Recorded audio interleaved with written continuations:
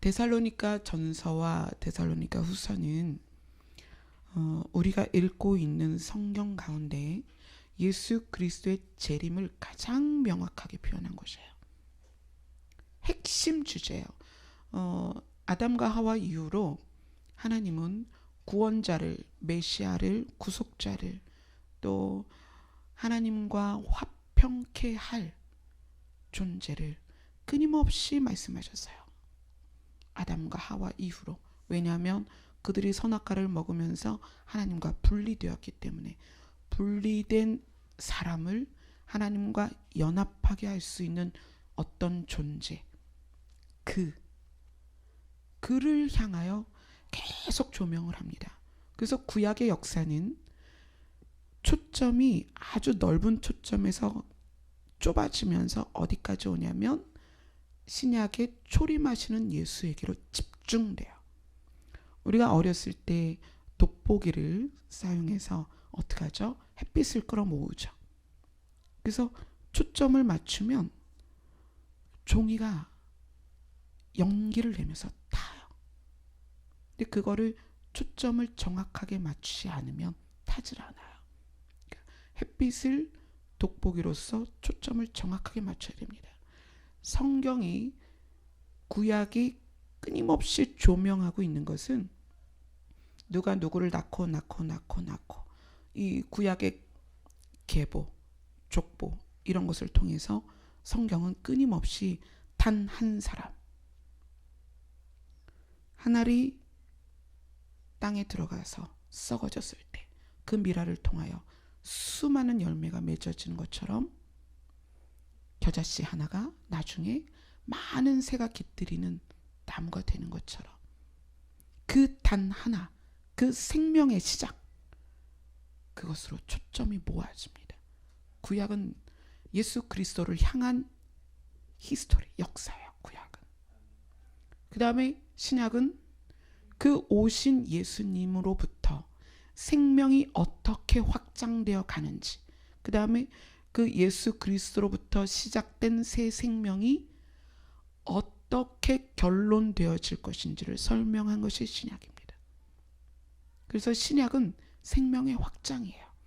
하늘로 떨어진 예수 그리스도로부터 하늘의 별처럼, 바닷가의 모래알처럼 수많은 생명이 어떻게 살아날 것이며, 그들이 새 생명을 소유해서 어떻게 살아갈 것이며, 그 다음 그 새 생명을 소유한 자들이 종착점으로 어떻게 지낼 것인가, 어떤 모습으로 살 것인가를 계시록을 통하여 결론을 내려줍니다. 그래서 마치 모래시계 같아요. 성경은. 그러니까 위에는 구약처럼 좁아지면서 예수 그리스도에게 초점을 맞추죠. 그 다음에 모래시계 아래처럼 그 좁은 단 하나의 생명이 어떻게 새 생명으로 인류에게 확장되는지, 그것이 신약을 통해서 조명하죠. 그런데 이 데살로니가 전후서는 그 예수 그리스도가 자기의 새 생명을 온 인류에게 확장시키고 그 확장시킨 새 생명을 끌어모아서 당신의 나라를 어떻게 만들어갈 것인가, 그 모습들을 데살로니가 전후서가 조명하고 있습니다.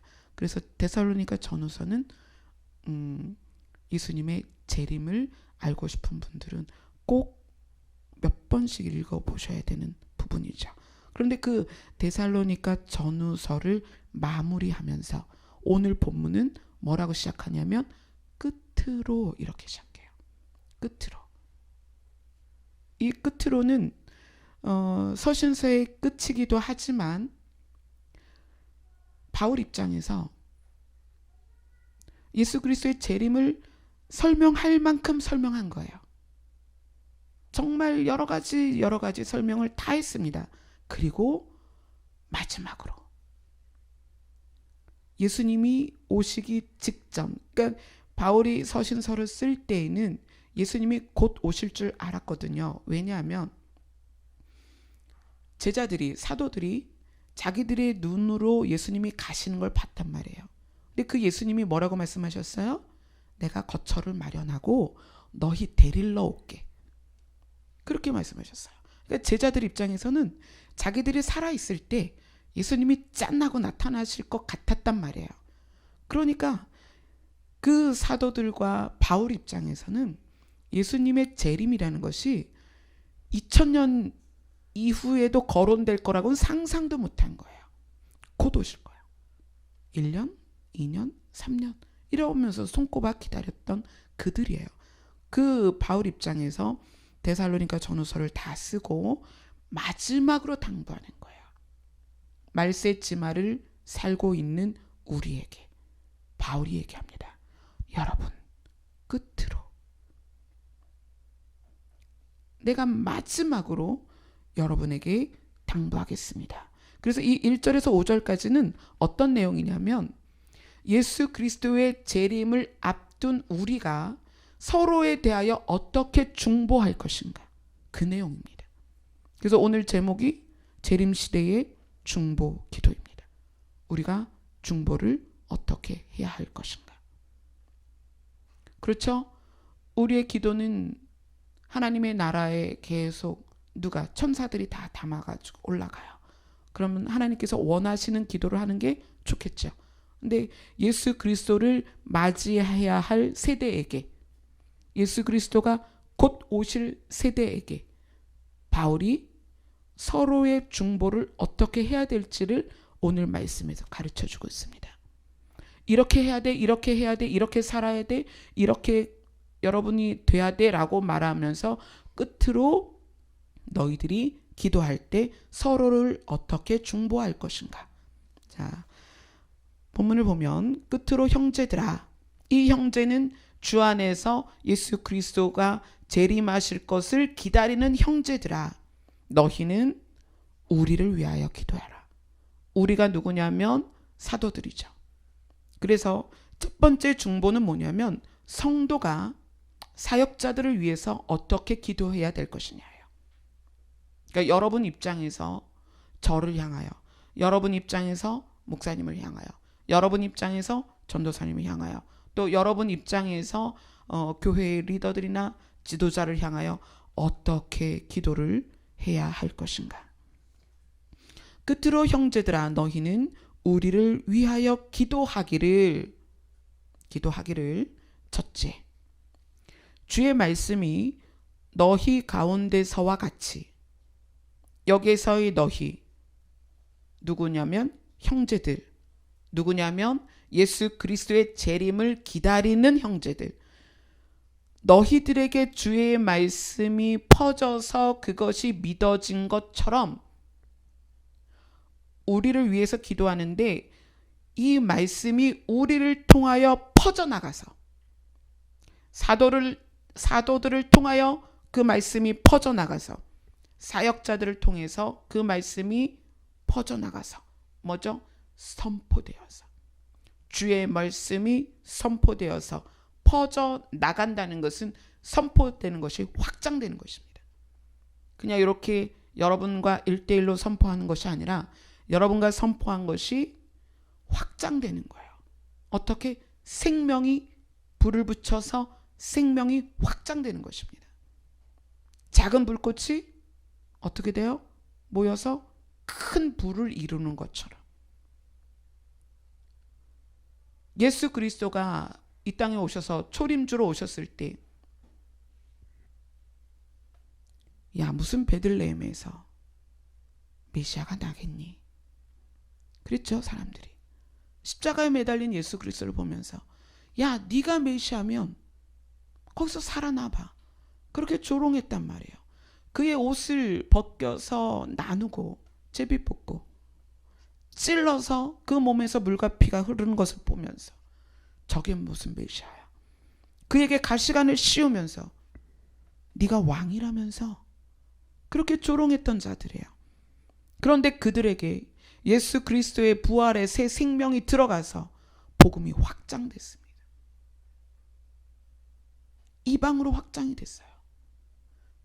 그것처럼 너희 가운데 복음이 확장된 것처럼 어떻게? 온 땅에 복음이 확장되도록, 그리스도의 생명이 확장되도록, 말씀이 선포되되 확장되도록 그리고 영광스럽게 되도록. 이건 뭐죠?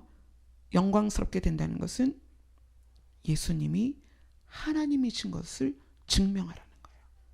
사도들의 말씀을 통하여. 그러니까 여러분들이 사역자를 위하여 어떻게 기도해야 되냐면, 하나님, 우리 조태준 목사님을 목회자로 세우셨습니다.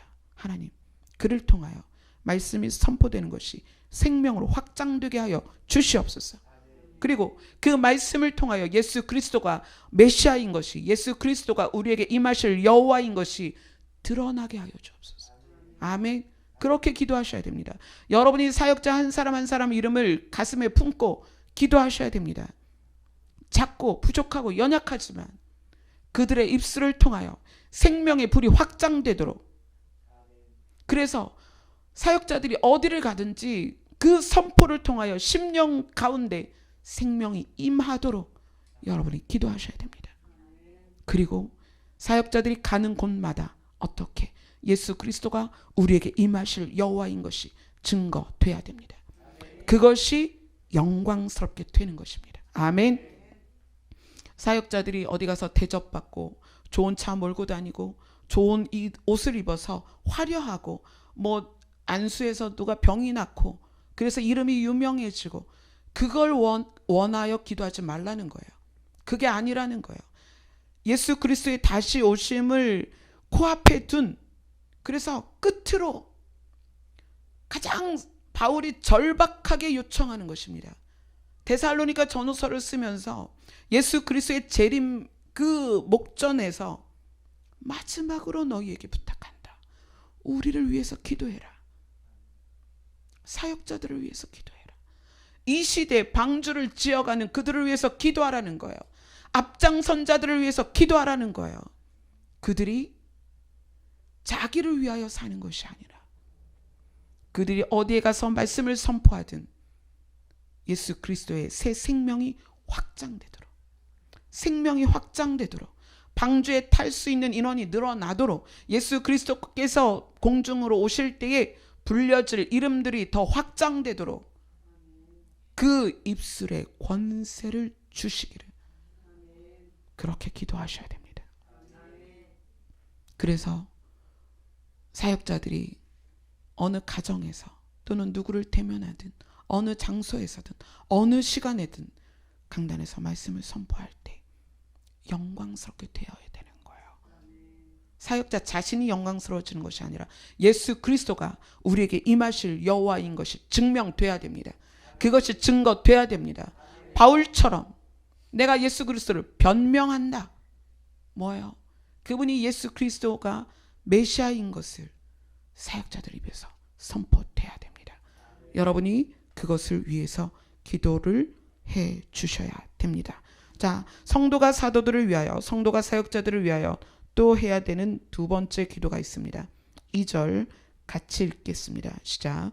또한 우리를 부당하고 악한 사람들에게서 건지시옵소서 하라. 믿음은 모든 사람의 것이 아니니라. 아멘. 하나님께서 완벽한 환경을 만들어준 아담과 하와조차도 선악과를 먹으면서 하나님과 관계가 단절됐습니다. 사람은 나면서부터 그 생각이 악하다라고, 자기를 위하여 살기를 좋아하는 것이 사람이에요.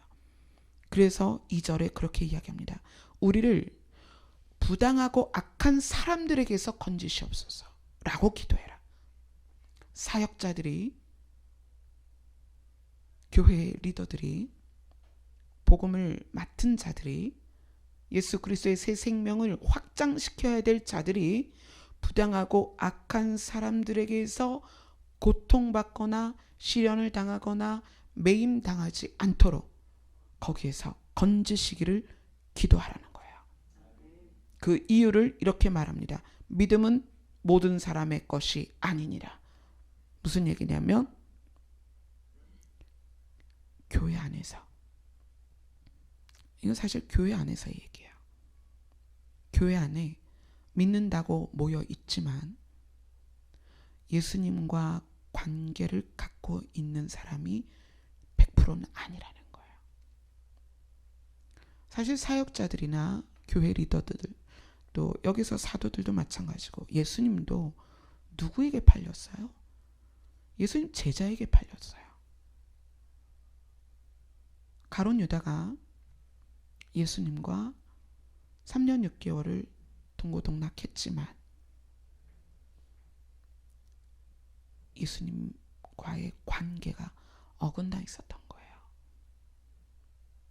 교회 안에 많은 사람들이 있지만 그 교회 안에 있기 때문에 믿음이 있느냐? 아니요, 그렇지 않습니다. 교회 안에 부당하고 악한 사람들이 있습니다.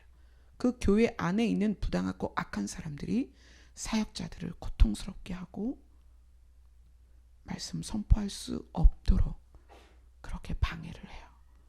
그래서 그들에게서 건지시옵소서.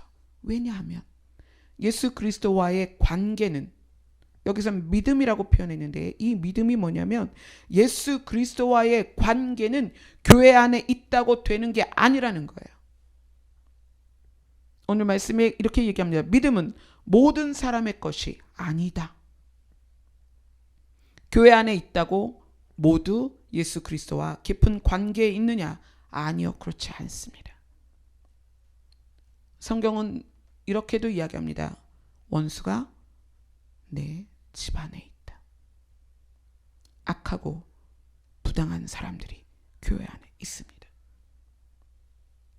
교회 안에 있으면서 하나님의 말씀이 선포되는 것과 예수 그리스도의 새 생명이 확장되는 것을 방해하고 회방합니다.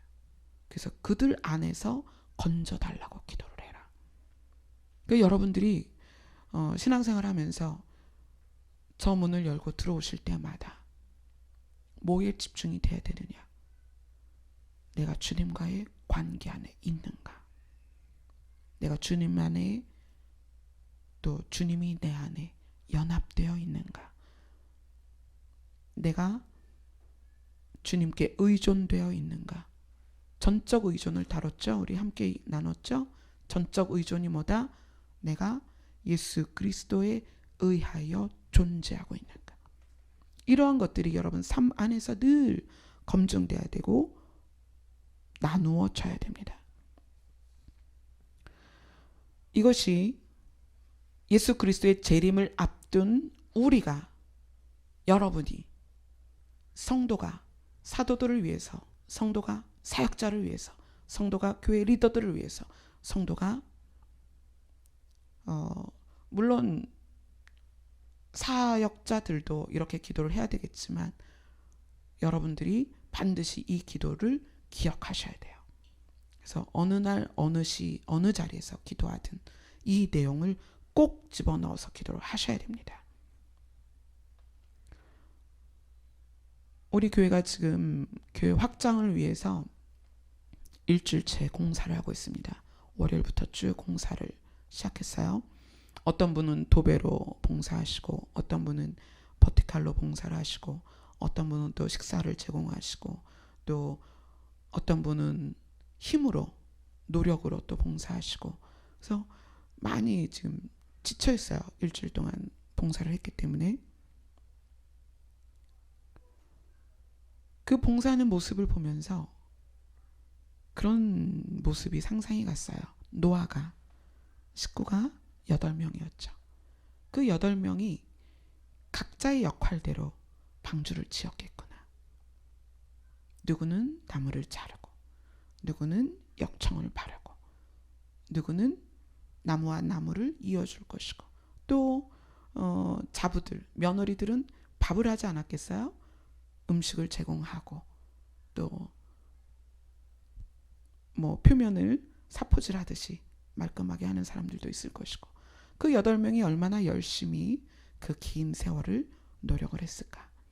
그러니까 저희 교회 공사하면서 각자 전문 분야를 맡아서 하는 분들도 있고, 또 허드렛 일이 있지만 옮기고 청소하고 닦고 이러면서 교회 모습이 변해가고 있습니다. 이러한 연합을 이루는 과정 안에서 만약에 예수 그리스도의 생명이 빠져 있다면, 노력으로, 물질로, 헌신으로 이렇게 봉사를 하고 있는데 예수 그리스도의 생명이 빠져 있다면 정말 아찔한 거예요. 이거는. 그렇죠? 우리 전도사님 막 힘을 많이 써가지고 관절에서 막 튀어나오고 다리도 아프고 그래서 주사도 맞고 약도 먹고 그래요. 그 노력이 예수 그리스도의 생명이 없는 노력이라면 뭘까요? 아무 가치가 없는 거예요. 그죠? 예수 그리스도의 생명은 전체입니다. 우리의 인생을 살아가면서 1, 2, 3 중요한 거를 이렇게 나열하는 그 차원이 아니에요. 예수 그리스도의 생명은 전부입니다. 우리 인생을 통틀어서 내 생명을 다 바쳐서라도 그것을 얻어야 되는 거예요. 근데 그 일을 위하여 누가 일한다? 이 성경에선 사도들이, 또 지금 이 시대에는 사역자들이 그 생명을 위해서 일하는 거예요. 그들이 선포하는데 여러분 이렇게 하면 복 받습니다. 여러분 이렇게 하면 건강해집니다. 여러분 이렇게 하면 뭐 부자 됩니다. 여러분 이렇게 하면 자녀들이 좋은 대학 갑니다. 그게 아니에요. 이 시대 사역자들이 선포해야 되는 것은 오롯이 정말 100% 예수 그리스도여야 합니다. 아멘. 그래서 여러분들이 중보를 하라는 거예요. 여러분들이 중보하셔서 우리가 샛길로 빠지지 않고 엉뚱한 데로 가지 않고 생각이 다른 데로 흩어지지 않고 정말 초점이 예수 그리스도의 생명에 맞춰져야 된다는 거예요. 그걸 위해서 기도하시라는 거예요. 제가 소경이 되어서 여러분을 잘못된 길로 인도한다면 이건 정말 비참한 일이에요. 그걸 위해서 여러분이 중보를 하셔야 됩니다. 3절에 보면 주는 미쁘사, 주님은 정말 믿을 만한 신실하신 분이에요. 너희를 굳건하게 하시고 악한 자에게서 지키실 것이다. 악한 자에게서, 누구에게서? 하나님과 분리된 자들에게서 너희를 지켜줄 것이다. 너희에 대하여는, 여기서 이제 너희에 대한 거는 이 서신서를 읽는 신실한 또 예수 그리스도의 다시 오심을 기다리는 너희에 대하여 사도들이 어떻게 생각하고 있냐면, 우리가 명한 것을 너희가 행하고, 그러니까 여기서 우리가 명한 것이라는 것은 비록 사도들의 입에서 나왔고 사도들의 편지에서 명령한 것이지만 그것이 지금 우리가 보는 성경이란 말이에요. 누구의 감동으로 된 것이죠? 성령의 감동으로 된 것이에요. 그러니까 성령의 감동으로 된 우리의 명령을 너희가 행하고 또 행할 줄을 우리가 주 안에서 확신한다. 너희는 말씀대로 살 것을 내가 확신한다. 예수 그리스도의 재림을 기다리는 너희는 말씀대로 살 것을 우리가 신뢰하고 있어. 그래서 너희들을 위해서 우리는 이렇게 기도한다. 자, 이것은 교회 리더들이 또 성도들 중에 성장되어 있는 성도들이 연약한 성도를 위해서 이렇게 기도를 해야 됩니다. 5절 다 같이 읽습니다. 시작. 주께서 너희 마음을 인도하여 하나님의 사랑과 그리스도의 인내에 들어가게 하시기를 원하노라. 아멘. 여기서는 바울 사도가 이 서신서를 받는 성도들에게 나는 너희들을 위해서 이렇게 기도한다는 거예요. 어떻게? 너희 마음을 인도해서 어디로? 하나님의 사랑으로. 또 너희 마음을 어디로 인도해요? 그리스도의 인내로 들어가게 하시기를 기도한다라는 거예요.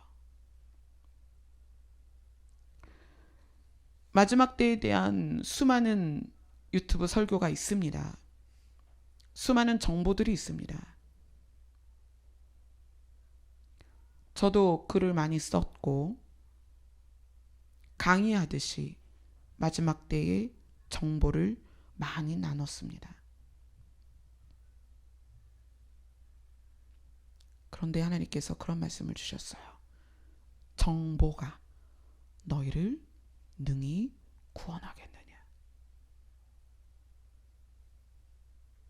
여러분이 알고 있는 지식이 여러분을 구원으로 인도하겠는가? 여러분이 계시록을, 다니엘서를, 에스겔서를, 이사야서를 꿰뚫고 있어도 그것으로 예수 그리스도의 재림시에 들림받는 게 아니라는 거예요. 그렇다고 그걸 몰라도 된다는 건 아닙니다. 아는 게 유익하죠. 아는 게 유익해요. 그러나 그것이 지식에 머물고 있으면 그것은 구원의 능력이 없어요. 그래서 사도들이 형제들을 향하여 중보하는 내용이 뭐냐면 너희 마음을 하나님께서 인도하시기를 원한다는 거예요. 우리의 마음이 어디로 흘러가는가? 우리의 마음이 어떻게 움직여져 가고 있는가? 우리의 마음이 어떤 모양인가? 우리의 마음이 어떤 색깔인가? 우리의 마음이 어떤 향기가 나는가? 이게 중요하다는 거예요. 어느 시점에서 예수 그리스도가 재림하실 시점에서 끝으로 사도가 성도를 향하여 기도하는 내용이에요. 그래서 제가 여러분을 향하여 요구하지 않습니다. 여러분 헌금 많이 하십시오. 저는 요구하지 않습니다. 성경 많이 읽으셔야 됩니다. 요구하지 않아요. 여러분 교회 와서 봉사하세요. 요구하지 않습니다. 제가 바라는 것은 여러분의 마음이 하나님께서 태초에 여러분에게 넣어주신 하나님의 형상을 회복하길 바라는 거예요. 그것이 뭐예요? 하나님의 사랑이다. 아멘. 그렇게 말하고 있는 거예요. 너희의 마음을 인도하여서 하나님의 사랑으로 들어가길 원한다. 그래서 너희의 마음이 하나님의 사랑에 물들기를 원한다. 너희의 마음의 색깔이 하나님의 사랑의 색깔이길 원한다. 너희들의 마음의 향기가 하나님의 사랑의 향기가 되기를 원한다. 이것이 사도들이, 바울 사도가 끝으로 나는 너희를 위하여 이렇게 기도한다는 거예요. 지금 여러분 교회에서 뭘 하고 안 하고가 중요한 것이 아닙니다. 여러분이 헌금을 얼마나 했고 이것도 중요하지 않아요. 여러분이 교회에서 어떤 직책을 받느냐 이것도 중요하지 않습니다. 권사가 안 돼서, 장로가 못 돼서, 안수집자가 못 돼서 시험 드는 분들도 많습니다. 지금은 그런 게 중요한 때가 아니에요. 여러분의 마음을 보세요. 마음의 색깔을 보세요. 마음의 투명도를 보세요. 마음의 향기를 여러분이 스스로 맡아보세요. 여러분의 마음이 어디로 이끌려가고 있는지. 그리고 그 하나님의 사랑이 삶에서 어떻게 드러나는가? 그리스도의 인내로 드러난다는 거예요. 예수 그리스도의 인내. 언제까지? 하나님의 뜻이 이루어질 때까지. 여러분의 인내는 반드시 하나님의 영광을 나타냅니다. 힘들고 고달프고 때로는 억울하고 때로는 막막해서 더 이상 발을 못 디딜 것 같은 그러한 상황에서도 그리스도의 인내를 기억하세요. 그리스도의 인내가 만들어낸 게 뭐냐면 새 생명이에요. 죽기까지 인내했을 때 그 안에서 생명이 나타난 거예요. 놀랍지 않습니까? 죽었는데 그게 다시 살아났다는 거예요. 한 사람이 죽었는데 인류가 살아난다는 얘기예요. 그게 그리스도의 인내입니다. 하나님의 사랑 안에 들어간 사람이 그리스도의 인내를 이룰 수 있습니다. 이 마지막 때에 온통 세상은 하나님과 분리되어 가고 교회조차도, 예수 그리스도가 머리인 교회조차도 머리와 몸이 분리되어서 죽어버린 이 시대의 교회들조차도 하나님의 생명을, 하나님의 사랑을 발견할 수 없는 이 시대에 사도 바울은 우리에게 말하는 거예요. 나는 너희에게 다른 건 원하지 않아.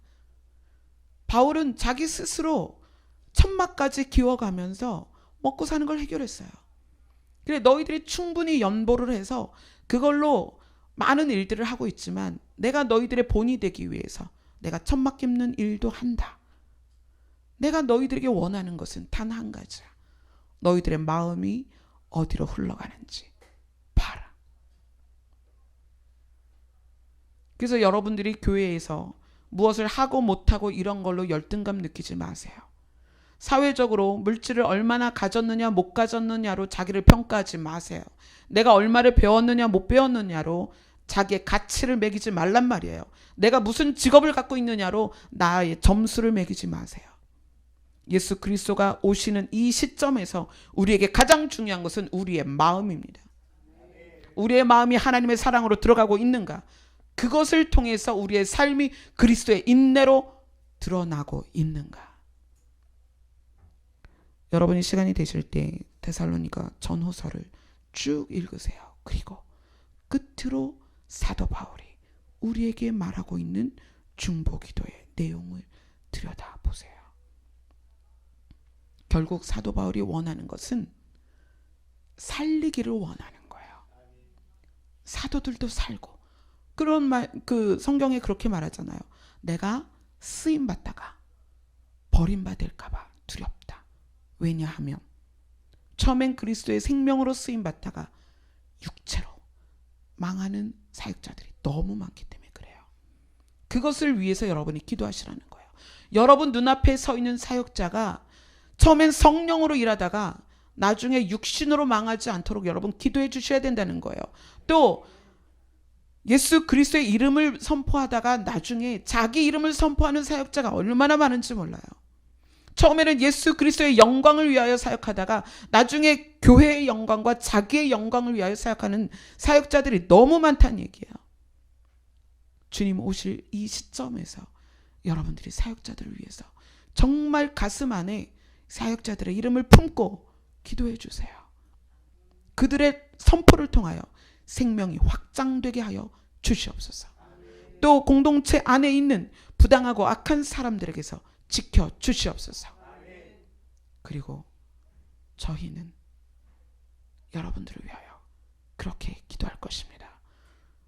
어느 성도님 돈 많이 벌어서 헌금하게 해주세요. 이게 아니라 어느 성도님 사역자들에게 대접 잘하게 해주세요. 그게 아니라 한 사람 한 사람 여러분의 마음이 하나님의 사랑 안으로 들어가기를, 그리고 그 사랑으로 예수 그리스도의 인내를 이루며 살기를 그렇게 기도할 것입니다. 그런 사역자가 되기를, 또 그런 공동체가 되기를, 또 그런 여러분이 되시기를 소원합니다. 아멘. 잠깐